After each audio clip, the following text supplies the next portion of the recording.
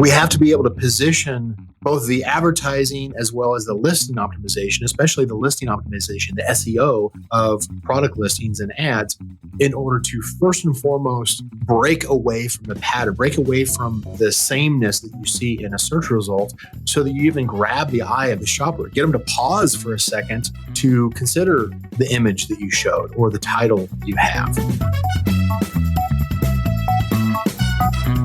Hey, this is the Data-Driven Marketer. I'm Adam. I'm Mark. And I'm Brian. Welcome back for another Hang in the Data Basement. Thanks for joining us. And special thanks to our guest this week, Brian R. Johnson, co-founder of Canopy Management. So you want to tell us a little bit about Canopy? Of course. Yeah. So just kind of starting out, I guess, some background. So I did a couple of decades in Fortune 500 technology. And then in the last 14 years, I've been in e-commerce. I did about 7 years primarily on eBay and my own site selling money counting equipment, banking equipment, coin sorters, that kind of stuff. And then about 7 years ago, I came over to the dark side. I came over to the Amazon sales channel and had to completely relearn an entirely new platform. And back then, there wasn't much training going on. I mean, it was still pretty early as far as like a lot of the individual, the third-party seller training, what was available. Software was very limited as far as what was available. And so the way I started is I started basically selling my own products on Amazon, like a lot of others. And one of the areas where I kind of changed direction was I had a friend of mine who was already selling on Amazon, and they had 800 SKUs, 800 products selling on Amazon, and they needed help growing the sales. And so I went and said, well, I know 5 seconds more than you about Amazon. And so I'm going to, going to help you. And one of the areas that I wanted to explore was the advertising platform of Amazon, and went out to find the information I needed. Crickets didn't exist. There was no training. There was no software. There was no community. And so I, just out of my own need, I created all those things. I created the first community for Amazon advertising, the first software, the first training course. I didn't create the first agency, but that's ultimately what all this culmination went to after a few years. About 3.5 years ago, launched our advertising agency, Canopy Management, and have been building that strong. We've been pretty much doubling every year for the past 3.5 years now.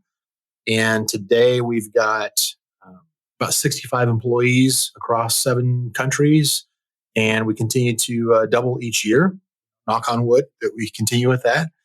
And a lot of that has to do with understanding the data and building processes around it in order to ensure consistency as far as the basically the service and the product that we deliver.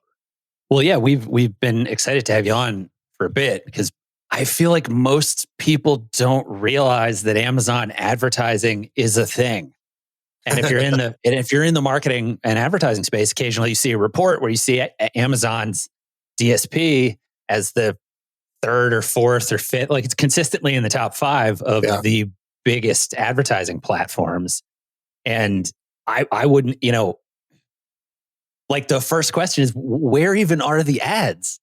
Like they're kind of hidden in there in a space where you don't even it's a sneaky ad platform that, at least it was for a long time. Yeah. This really sneaky ad platform that like there are weird aspects of it that I could talk about forever. Just the extent of the brilliance of getting Barnes and Noble to pay for advertising space on their competitor is just this insane, like you're still getting a taste, even if people click out and go buy it from the store that they recognize. That is so true. There's so much cool stuff going on there. But I feel like maybe the first thing is to step back up just a tiny bit and sort of tell the story of Amazon's like advertising presence and what it even means to be advertising on Amazon versus Google or YouTube. Yeah, I mean, it's similar to others. I mean, so on the Amazon sales channels and across all the marketplaces that Amazon has around the world for different countries, different languages, Amazon has continued to roll out over the last 7 years their advertising platform.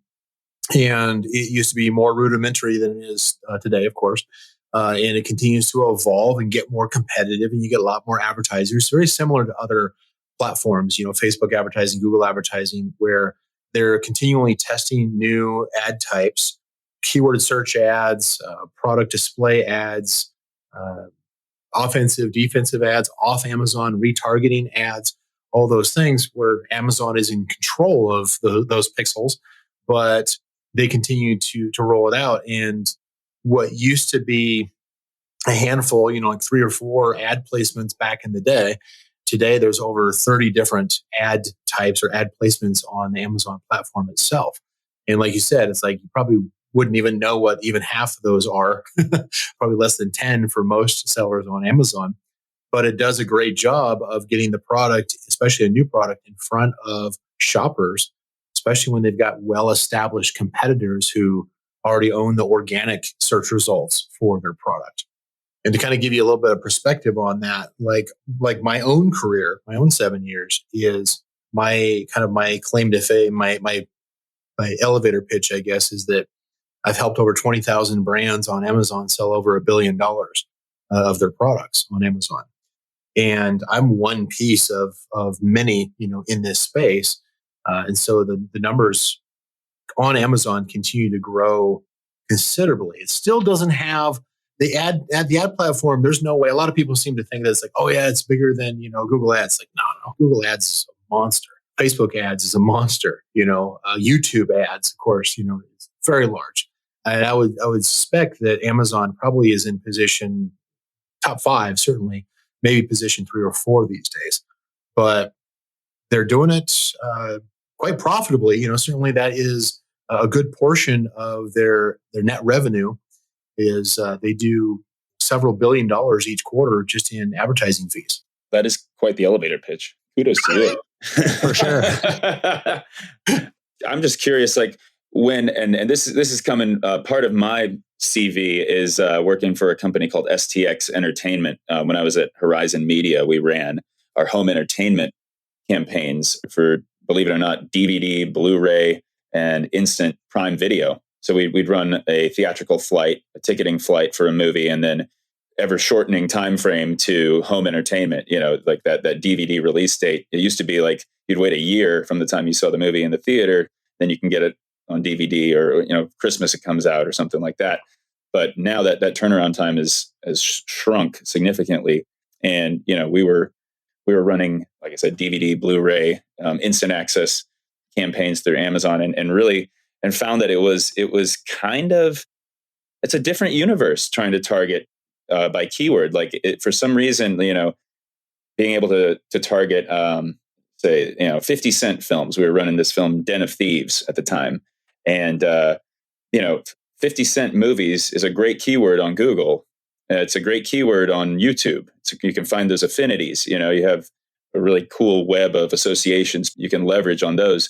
With Amazon, I found the restrictions kind of mystifying. I wish I would have known about you guys at the time, because there was a lot of R&D, I think, and some wasted budget on a lot of keywords, just because the nature of the algorithm is different than some of the more traditional ad platforms. We were pretty much relying on the visual ads as opposed to their keyword intelligence. Really, the only thing that would drive for us was the movie title. Generics didn't really play. You couldn't really get much off of new DVDs on sale. You'd think that would be a great, or new movies, new Prime Video, stuff like that.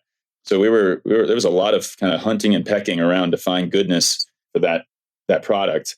Even though we knew there was plenty of traffic, our keyword research would show, oh yeah, people want to watch Den of Thieves. People want to watch Bad Moms Christmas. People want to watch the stuff that we, the stuff that we were pushing out there. But for some reason, it was kind of hard to scale. Take us through if someone came to you with that problem, like take us through an example of how you would maybe test it and iterate on a campaign like that. No, absolutely. So, I mean, typically, we'll have, so Amazon, of course, is, it started out with the books, and of course it has its video collection and multimedia collection, but it's most known now for a lot of the physical products that it sells. You can pretty much get everything you want off of Amazon in some form or another. And usually get it shipped to you the next day in a lot of cases. So that's one of its biggest appeals as a platform, why it's so popular, is that kind of the instant gratification aspects of it. Now, from an advertising standpoint, is traditionally we were locked into, okay, what are the keywords? In the example of, like, say, the 50 Cent movie, had it been around at the time, I'm not sure if it was at the time, but you're going to have a certain amount of your audience who has maybe read who's listened to 50 Cent music, has read, the biography and the stories behind 50 Cent, which is incredible by itself, actually, and kind of tie that and educate that consumer of those other products that, hey, here's the latest movie out with 50 Cent. And so you can kind of cross-populate different types of products that are not where somebody's looking specifically for 50 Cent, but maybe they're looking for the title of something else that had 50 Cent in there. So that might be some other related product that has a high relevance to the product you're selling. That's part of the scaling that we do, is not only looking at what are some of the related products that we can advertise on, because advertising, you can gain market share from your competition by going head to head with them and saying, hey, we've got a better product. We're going to put our product ad right onto that Amazon product detail page of a competitor and potentially steal away their shopper. That's assuming that they get their main single image and their title correct, which most don't. And so that's a whole different aspect of marketing on Amazon. And then beyond that, you go into products that are typically bought together or related, so that it becomes more of an impulse buy. If somebody's looking for a different product, then they can say, "Oh, I want that also," or "That's a good substitute." And so there's different types of ads you can run based off of complements and substitutes, but it doesn't trump the homework that you really should be doing into understanding who your target audience is. What else do they buy? What are the pain points that they're trying to solve? And going after those kinds of keywords, going after those kind of products where somebody's obviously hunting around trying to find a solution or trying to find something that they enjoy. And you can run an ad next to that may not, the Amazon may not show on its own, or the competitors may not run ads on, simply by taking the extra time to really care about who's my target audience and what is it they're seeking. I can solve that problem. I can solve that desire that they have. Well, and I think what's really interesting about Amazon as a platform for this kind of marketing is it's almost like a microcosm for the strategies that we use other places. So, you talked in that answer about both sort of PPC strategies, right? Like where to target and where to go to literally just pay to steal attention from people, from competitors, essentially. Yeah. And then you also talked about essentially organic, which in Amazon is listing optimization, which is really interesting because it creates this thing of sort of, okay, there are multiple prongs to an attack if you want to effectively market through Amazon. Part of that is doing some of the same old things, but then some bespoke things, I'm sure, to make sure your listing contains all the right stuff, which is, in my world of SaaS marketing, it's more just like, okay, write blog posts and make sure they're keyword optimized and, SEO things, right? Yeah. But then there's the PPC part, which is, like you said, the keyword piece, except it's this just completely different silo of essentially first-party data that Amazon has because they're this consumer packaged goods powerhouse, which makes me feel like maybe the moral of what I'm saying is like, don't sleep on Amazon for the future of this stuff as cookies get messy, cookie lists and stuff like that. Like they have this crazy trove of first-party data based on your purchasing behavior, right? Like they kind of know, they're like, they probably literally have a flag on my account saying, I just recently had a baby, right? Like, yeah, without a doubt. Here's how deep this goes. So Amazon is probably, as a seller, as an advertiser on Amazon, we probably only get about less than 10% of the data that Amazon collects, right? But Amazon, they built their machine learning algorithms many years ago, or a few years ago, and those have gotten trained every single day for the last few years. And they've gotten to the point where they're so good that they'll literally choose different types of advertising based off of what their confidence level is of the buying decision of that shopper in this particular search today. Wow. Based off of past history, based off of time of day, based off of what tens of thousands of other shoppers in a similar situation have done before them. They can predict, okay, we have a high confidence this shopper is going to purchase today. Therefore, these are the types of ads that we're going to show. Sounds a lot like the maximize conversions strategy on Google. Like it sounds very similar. Do you have clients tell you that, like, hey, how do we match what we're doing on Google? How do we replicate or improve what we're doing? And let's be honest. I mean, like Amazon is certainly learning from other platforms, especially Google, as far as how to build out their ads. They're not adopting everything, but they're slowly introducing some of these things. They're still a bit weak as far as psychographic, demographic type of targeting, but they've been starting to introduce that. They've been collecting it all along, but they are just recently starting to introduce that from a targeting standpoint. And so we may be in a position where somebody is in a position where they're looking to buy, and Amazon will actually offer to us, thank you, Amazon, right?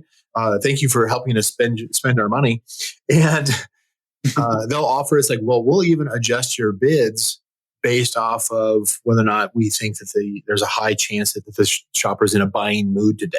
Whether it works all the time or not, there's some things that are left to be desired. There's plenty of different strategies, of course, on any ad platform, and some work better than others. But Amazon does continue to evolve, and they'll continue to evolve because I think they still have a long way to go to catch up to the complexity that somebody like a Google Ads or a Facebook Ads has available to them. When you talk about the mix between listing optimization versus the sort of PPC strategy, like what percentage of effort goes into, listing optimization versus PPC? And then how does it align with sort of traditional ways of thinking about that stuff? By that, I mean, usually when you go to explain your budget to, whoever's above you in your company, and you say, okay, well, look, the payoff on all this organic content that's SEO'd up is going to be a much longer tail evergreen strategy that blah, blah, blah. And, you keep pumping out the content for that, but you got to tell everybody like, look, this is the marathon part of what we're doing. And then over here, PPC is more about, can we drive leads immediately? I would imagine that mix is a bit different when you're talking about how do you put the right things in a listing for people's sort of the search intent when you hit Amazon is completely different than the search intent that we're sort of targeting when we're looking at standard SEO strategies and stuff. So this is something where it's more of an economic change that has occurred. So I was always a proponent of Amazon PPC advertising, Amazon display advertising, because it was pretty easy to get your product in front of your target audience, increase sales. Well, the challenge on that, of course, is that as more and more brands come onto the Amazon platform, and certainly during the COVID years, you get a lot more brick and mortar traditional brands that have finally had to just say, look, we're not getting as much through our traditional retail brick and mortar sales channels. We need to go more direct to consumer as well as use additional sales channels like Amazon. And so we get a lot more of the enterprise players that have come on to Amazon in the past couple of years. Now, the mix has shifted. And this is something that I started talking about probably about a year and a half, where I started backing away from saying advertising first to listing optimization, to conversion rate optimization, to standing out from the crowd. Because one of the things that I had observed on Amazon was because of there's common training groups that are out there that are training tens of thousands of sellers on Amazon. And they have a similar teaching pattern. It's like, hey, here's how you set up your product listing. Here's the words that you use. Here's how you structure it. Here's the title format that you use. And apparently there has not been enough diversity, because we started seeing where you go in to do a search for a specific product niche, and you find that everybody looks about the same. There's a common pattern. Nobody really stands out. Combine that with the high reliance, the adopted reliance of mobile phones, for instance, smartphones by consumers. You're probably familiar with the old term on the Google ad space, banner blindness, which is simply just people stop seeing the ads because they see it so often. And that's one of the reasons why ad platforms often usually have to move things around, change the shape, change the way they're displayed. Amazon does the same thing. They're constantly testing, moving things around in order to avoid that. But the same thing happens when shoppers see a long list of essentially a very similar product. They kind of check out. They just start thumb scrolling past everything, and their eye isn't really catching anything. You don't want a shopper doing that, because they go into an indecisive paralysis, if you will, where they're not making a click. They're not making a decision to purchase. They're not evaluating their choices. They can pretty easily get trapped into just scrolling past, especially in types of products that have a lot of variations. One that's a common example of this that I usually point out is like baby clothing. Everybody seems to be ready. It's like, hey, I'm going to create baby bibs because I have a baby right now. And so it's really they're familiar with them. And they come out and they say, oh, well, I've got, a 2-pack, a 5-pack, a 50-pack, whatever. And there are all these different patterns and there's all these different colors and sizes and themes. And you end up with all these multivariate combinations, just hundreds of, different combinations for your consumer to plow through to figure out what's right for me. They end up not making a decision. Those are the ones who end up going through 5, 6, 7 pages on Amazon, which is atypical. Usually a normal product on Amazon, most of the sales, similar to Google, that gets the clicks and get the sale is typically going to be on page 1. Usually the top half of page 1 is where it's going to dominate the rest of the search results. But in those niches where there's so much selection that they can't even wrap their head around, like, what I need to make a choice here, but there's so many options to look through, we lose them. So we have to be able to position both the advertising as well as the listing optimization, especially the listing optimization, the SEO of product listings and ads, in order to first and foremost break away from the pattern, break away from the sameness that you see in a search result, so that you even grab the eye of the shopper, get them to pause for a second to consider the image that you showed or the title that you have. And then the big piece of listing optimization that I hammer on people this year to do is to really focus on improving the messaging to the consumer and really answering the question, what's in it for me? It's probably an overused question, but it's one that is poorly addressed by a lot of e-commerce marketers, is answering the question, what's in it for me if I buy this product? Differentiation. Yeah, you got to stand out from your competition. You've got to answer, what are the benefits? Lead with the benefits. And because of this, short attention span, high scroll habit that consumers have gotten into, is you got to do that very quickly. If you're doing any kind of a long form sales letter or big paragraph pitch of every single feature of your product, they're not sticking around. They're not. No time for that. Most consumers are like, it's like, I don't have time for that. I'm not going to read through that. So if you don't hook them within 5 seconds, if you don't project to them what is the benefit of what's in it for me within 5 seconds of every point that you're making in your listing, you're not keeping them there. And they've got way too much selection that they can choose outside of your product on Amazon or any e-commerce channel that they could easily switch over to if you don't keep their attention. Yeah, what's interesting is it as you described that scenario there, I mean, you're the expert. I'm a marketer, but in other fields.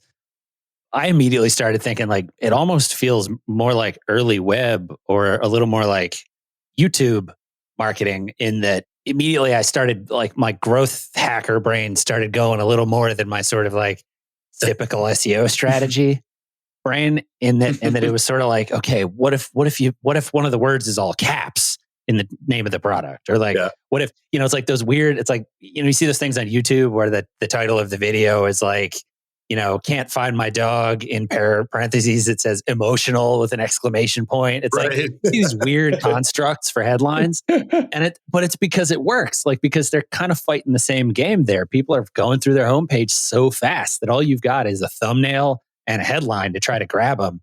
And then you see these weird constructs that if you're not paying attention, you suddenly go like, I feel like YouTube headlines have their own language and syntax, and it's constantly shifting. And it's shifting because the game is what you just described, like trying to stand out in that split second in a way that you just need that microsecond pause that causes a person to break out of the flow of just scrolling that they're in. And, all kinds of weird things you can do to make that happen. Well, exactly. Yeah. And that's one of the reasons why I lead with that ahead of advertising, because what I know is that if you increase the engagement of shoppers, right? First of all, you you stand out from your competition, get that click, which is the engagement. You're pulling them away from your competition more easily. And then you're keeping them on your product detail page by hooking them into what are the benefits, what's in it for them, which is going to increase your conversion rate. And your conversion rate of your product dramatically increases the profitability and effectiveness of the advertising. I was talking to a brand yesterday, blew through about 25 grand in ad spend in order to sell $20,000 worth of product. The math is pretty easy on that one. It's not going to work. Yeah, not good. That's not a, hey, I'll give you more money, but that's exactly what they did.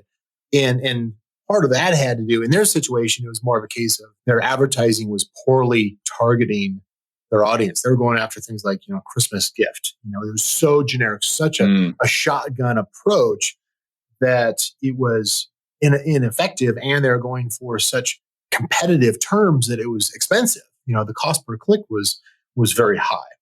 And so you've got, what traditionally what sellers on the Amazon sales channel always say, it's like, okay, what's the one lever I can pull? Well, it's how do I adjust my advertising? Well, you've got more than one lever, and that other lever really should be pulled. And so I'm out here and I'm talking at shows, and I'm regularly teaching the community that this is what you need to do.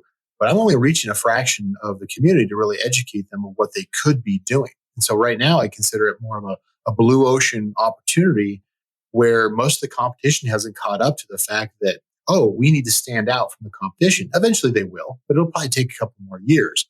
But right now, you've got to have both. You've got to have that SEO, that listing optimization to stand out and then grab the attention of the shopper, really communicate to them based off of your ability to listen to a shopper. It's amazing how many brands I talk to when I say, okay, you have 5,000 reviews of your product, and each of your competitors have 5 to 10,000 reviews. And so you probably have 200,000 product reviews that you should go through. And they're like, what? It's like, that sounds like a lot of work. Yeah.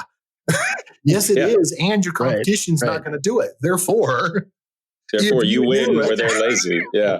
Yeah. Don't be lazy. You can't afford to be lazy anymore. But if you do it, you're going to start speaking the language of the shopper, and they're going to realize that you're talking to them. You're going to get the sale. You're going to get increased market share. You're going to increase the profitability so you can be more aggressive in your advertising if you want to be. And with canopy management, as far as our space, we one of the terms we like to use is we try to create category kings and queens. In other words, we want you to dominate your product niche, and we help them do that. But in order to do that, you can't just do like, what's the one magic bullet that I need to be doing? No, it doesn't work that way anymore. It's not the Wild West it used to be, where you could just get away with, hey, let's put up better quality image and we'll win. Yeah. Sorry. The competition will continue to increase. One thing you said I wanted to kind of follow up on Adam's question from sort of the organic listing side is sort of the same conversation on the budget side, right? Because, you need to feed a certain amount of spend into this algorithm in order for it to function and run the AI, based conversion optimization that Amazon's algorithm is increasingly being trained to do. Right. And I think it's like a 35K, right, minimum. And you've got a limited time frame for your clients around, testing, iterating before you can find sort of a winning formula or a winning campaign that they can then say, all right, yeah, this is working for us. We can scale this. How do you go about mitigating or positioning that, the budget requirements against things like frequency or creative fatigue? Knowing that you have to pump a critical mass of ads and dollars in towards a certain category without burning the ocean, while also giving yourself the opportunity to differentiate yourself. Yeah, I mean, the general rule of thumb that I use is however much you spend in sourcing your product, including getting it delivered to an Amazon warehouse, is the amount of money you should budget for your launch advertising. So if it costs you $5,000 in order to get your product in the first place, plan on spending $5,000 in order to launch the product through advertising spend. The 35K number that you mentioned actually is probably tied to Amazon's DSP or demand side platform, which is typically the off Amazon retargeting. The 35K budget is actually a requirement that Amazon had when they managed it themselves. And I can guarantee you they suck at managing those ads.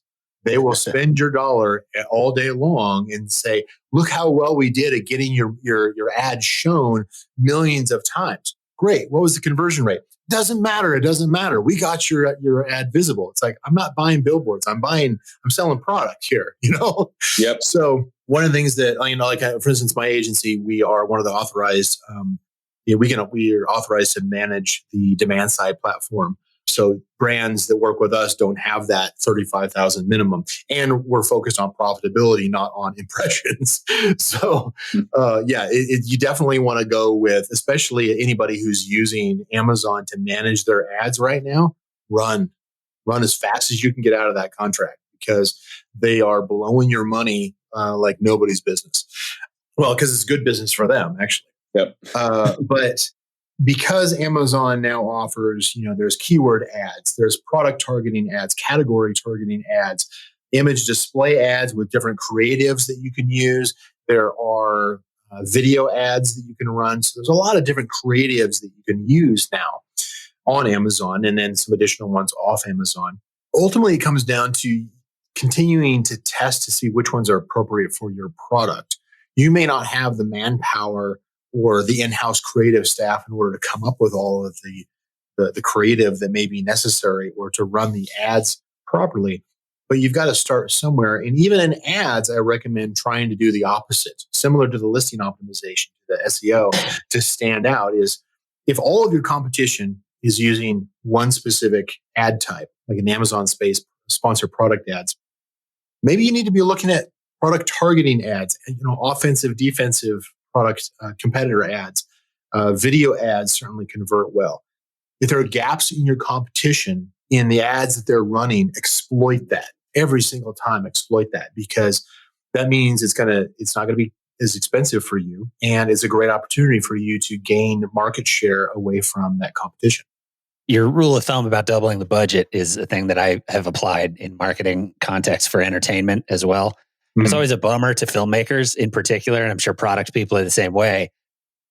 Because they want to believe if you build it, they will come. And they have to go, no, man, no. Like the unwritten part of the Matrix's budget is double what it costs to make the movie is the price of marketing. And that's a Matrix movie. They're like, well, can't we just get Keanu Reeves to tweet? It's like, nope.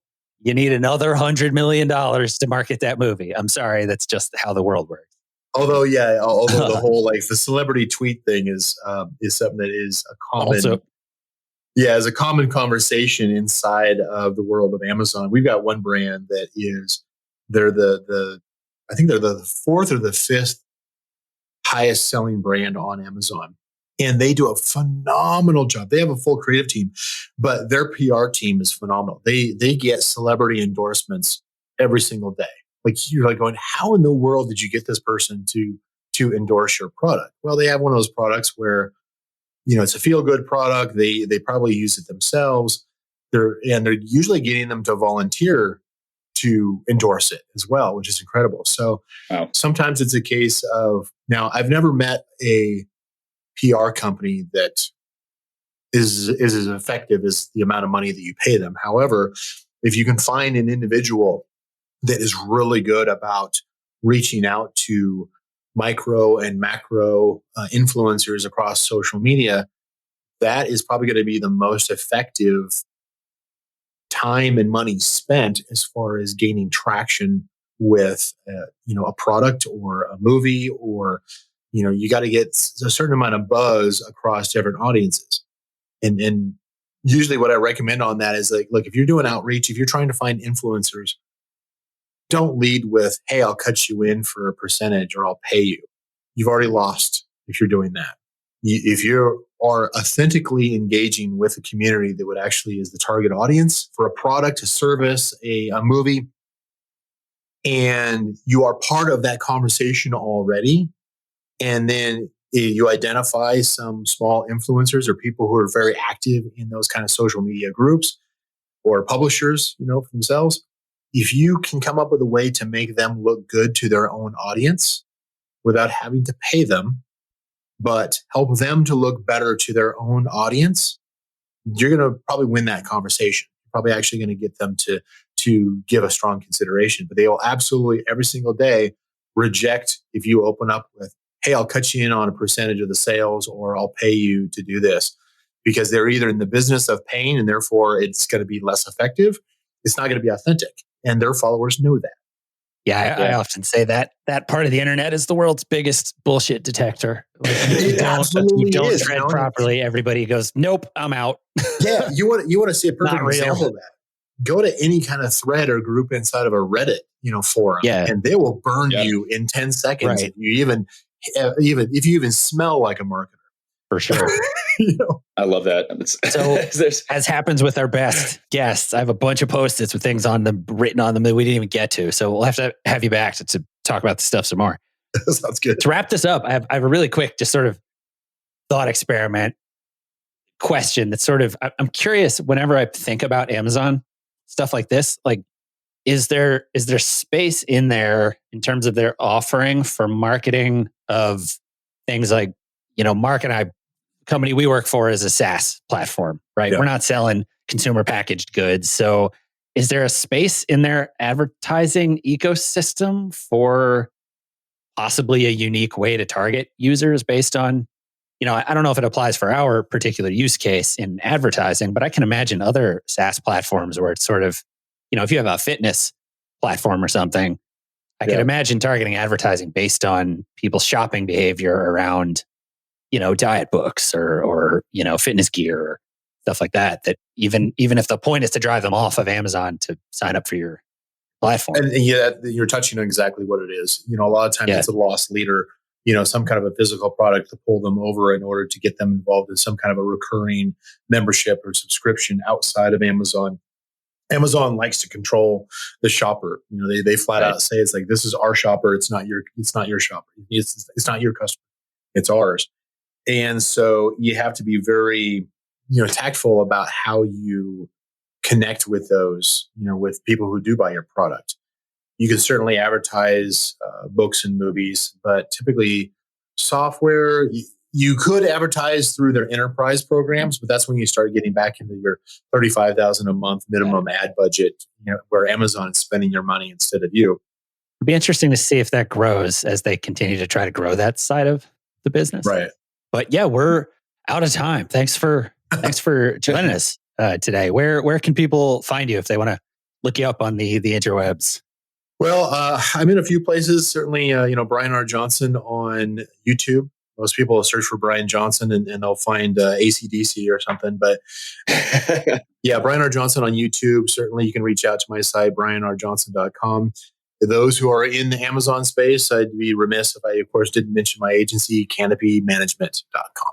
And just a quick piggyback on that. Are you focused on big brands trying to optimize existing campaigns, or do you take individuals and small businesses who want to get off the ground with a blank slate? So it depends on whether or not, so typically not the smaller players. We've grown to the point where our processes work best for a certain range. So typically a good candidate to work with an agency like ours is going to, for advertising and marketing, is going to be probably $30,000 a month in sales on Amazon. I think we go up to somewhere in the $4 to $5 million a month on Amazon as far as some of our larger clients. We are working on some solutions for, the sub 30,000 that we're going to be rolling out here in the next month or two, because frankly, that's where most, startup businesses are. Now, if somebody comes in where they've got no sales on Amazon and they're just launching on Amazon, but maybe they have a track record of either previous product launches or off Amazon, maybe they got a Shopify store or something like that is killing it. Right. Then we'll definitely have that conversation because we know what we bring to the table. We know where our expertise is, and that partnership usually works out pretty well. Well, yeah, thanks again for joining us. And thanks everybody for listening to another episode of The Data Driven Marketer. I'm Adam. I'm Mark. And I'm Brian. Take it easy, everybody.